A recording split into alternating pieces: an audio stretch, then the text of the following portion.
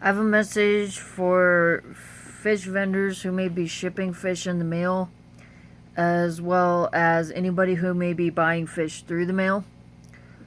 So I'm gonna let you guys know what happened today. If you're selling fish, if you're shipping fish out in the mail, you need to be putting a sticker or writing on the box that it contains live fish. Like, you need to write live fish on the box. Um, if you are purchasing a fish to be sent to you in the mail, make sure that whoever is sending you that fish puts live fish on the box. So, here's what happened. Um, I just spent about $60 on a Betta, and that fish was sent via overnight mail.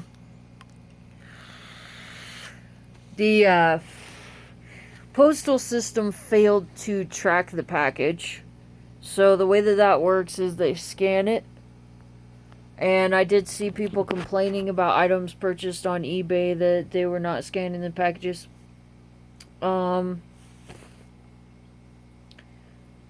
So I just been watching the mailbox twice a day before I go to work and after I get home. And I went to pick up my fish last night, and the fish was put in the what's called the parcel box, PARCEL. So it's just a little delivery box next to the mailbox, and I got my extra key that they have for that, and I tried to unlock it, and it would not open. Then I tried to pry it open. And if you look at those parcel boxes, they have two different keyholes. So whoever delivered my fish, the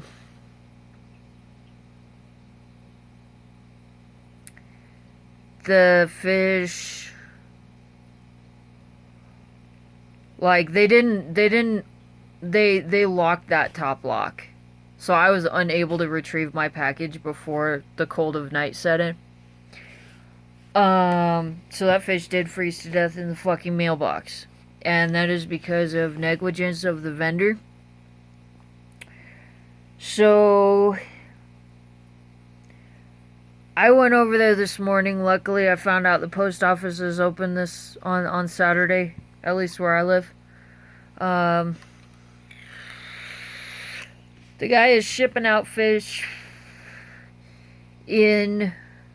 on Wednesday and Friday. So those fish are going to be sitting overnight, like over the weekend anyways, if he's shipping out on a Friday. So there's a couple of things going on with that. He did not label the box live fish. So I had to have them go and break into the parcel box today. Like, I showed up upset at the post office. And the post office is not liable because he did not write live fish on the box. He did not put a sticker that says live fish on the box. They had no way of knowing there was a live fish in that box. And so here's something to think about too. If they know there's a live fish in the box, then they're going to be less likely to rattle it around. They're going to be more likely to treat it with care. So, I talked to those guys and had them come over and get that fixed. I talked to them and they said there's no additional charge. Like, they just want to know that there's a live animal in the box. They say that they handle live things all the time, that people mail chickens sometimes. So if you're afraid to label your boxes, they're getting chickens through there. So just do it. Just do it. And my vendor already has complaints for not doing this, so I figured something like this would happen. I did not think that my fish was going to be stuck in the fucking mailbox. But you know what? Those locks give out. Like, I did my research online last night, and sometimes those locks give out. So, guys, you need to be labeling your fish. Other than that, these heat packs do give out. The heat pack was stone cold. So I don't know if it says how many hours, and I don't know. I'm not a vendor. I'm just a fish keeper. So, I mean, what I got was just the box. There was no packing material. That's his problem. And this is a 40-hour unit heat, so use the right kind. But it's a 40-hour.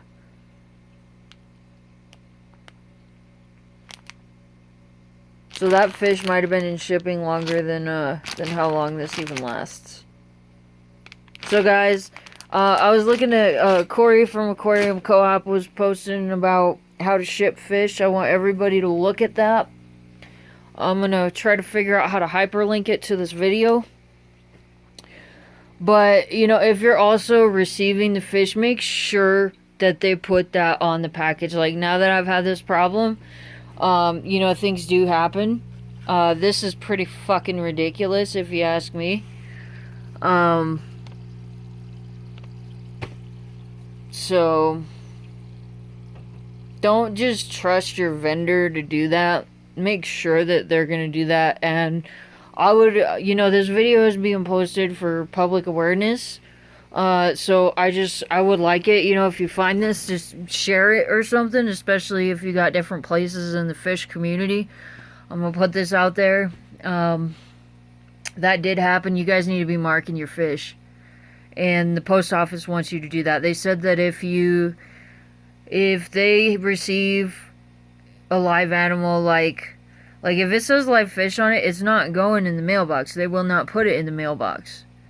Like that fish should have been delivered on my porch. Like if that would have happened, I never would have had this problem. And it's because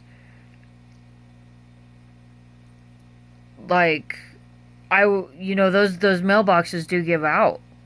They need maintenance. Sometimes they have to update stuff. Maybe the lock didn't work right when he was trying to deliver my fish. So here's another thing though, aside from that, like I'm pretty pissed off about that, but aside from that, if you are on the receiving end, if you're purchasing a fish to come in the mail, put your mail on hold. So I talked to them about that, and since I showed up so early, you know, I got to see what they were doing first thing in the morning. They were sorting mail. All that stuff is kept indoors. One of the reasons why I tried to pull the fish out, like I tried to get the fish delivered before the weekend, because I didn't want it sitting in what, you know, if they keep packages in a cold warehouse, I don't know. You know, I don't know. So I did allow the delivery to take place instead of going to the post office.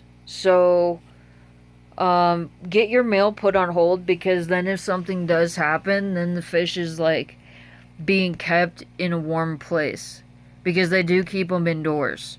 So then it's in a warm place. So you just contact the postal. We're talking about USPS shipping here, United States Postal System. Yeah. Get your mail put on hold so that you have to come to the post office to pick it up. And it looks like my post office is open for just like the first part of the morning on Saturdays. And then my package tracking, like I said, my package tracking was not working. There's multiple complaints about that on the internet, especially with like eBay orders. So they do have a service that I'm gonna go online, I'm gonna look at it, but there's this guy at my work who he says that every time he gets something in the mail, he gets like an email or something from the post office. So they like let them know what they're getting in the mail. So I don't know if they take pictures of it or what, but they let you know what is coming in the mail. And it's not package tracking though, it's something different. So I think I'm also going to sign up for that service. There's another fish on the way. I'm pissed because this was my Galaxy, and there's nothing good on the market right now, so I'm going to go throw a pity party at the fish store. But yeah. You guys need to be marking your fish as live fish. And make sure your vendors are doing that, and put your mail on hold if you're purchasing a fish. One last thing, like a final thought, I guess, too, because this is a big problem, how this fish was shipped. And I'll talk to the guy. You know, I'm hoping I can help him out. I don't want this to be an ugly thing. I don't want this to be like a fight or anything. Like, I care, and I really don't feel like he's been doing this for too awful long. And I think he needs help with resolving the complaints he's getting and understanding why he's having the problems he's having, and avoiding this happening again. Because I did talk to him, and I do think he cares about the fish. So pretty much, like, I don't know if I can turn my camera around. Let me see if I can. I can't do that when I'm filming. No. So this is what I had. And this is like there was a heat pack, you know, so it wasn't touching the bag, which is good. So that's the right way. There was no packing material. There was no packing material. So there's a heat pack on the side of that and no packing material. So that fish also got beat up while it was in transit. So, you know, if you put packing material in there, it's going to keep that fish from rattling around and getting hurt. And also marking your fish is also going to help keep that from happening. I mean, come on, guys. These are live animals. I would assume that most of you guys care about these animals, even if you're a breeder or a shipper or whatever. You know it's alive, so let's care. Let's care about what we're doing. And, you know, I mean, I was looking and I seen some paper towels here. I got some paper towels. Just some paper towels. And I could take this box. I could take these paper towels. And I could put them in the box. I just put these in the box. And that seems like if you want to be real ghetto about it, that could be a really easy solution. I saw something about like newspaper making it really hard for the heat pack to distribute. I don't understand that. I just, you know, I read that you don't want your heat pack coming directly in contact with the fish water. Like, you don't want to cook your fucking fish. But I do know, here's what I do know, is, this is weird. I thought that I got exposed to asbestos on the job. And it turns out that what they were using treated newspaper. So it was treated. It had, like, chemical additives. But they were using treated, like, shredded up newspaper. It wasn't shredded, but it was, like, fuzzy. So that's why I thought it was asbestos. But there's actually a kind of insulation used in buildings, like in the walls of buildings, that's like that. I don't know how often it's used. I don't know if it's been phased out or what's going on with that. So I can't really say I have an opinion on what packing material to use. But yeah, live fish label, packing material, 2 72-hour heat packs, please. Put your fish on hold. Make sure that your vendor is shipping correctly. Thank you.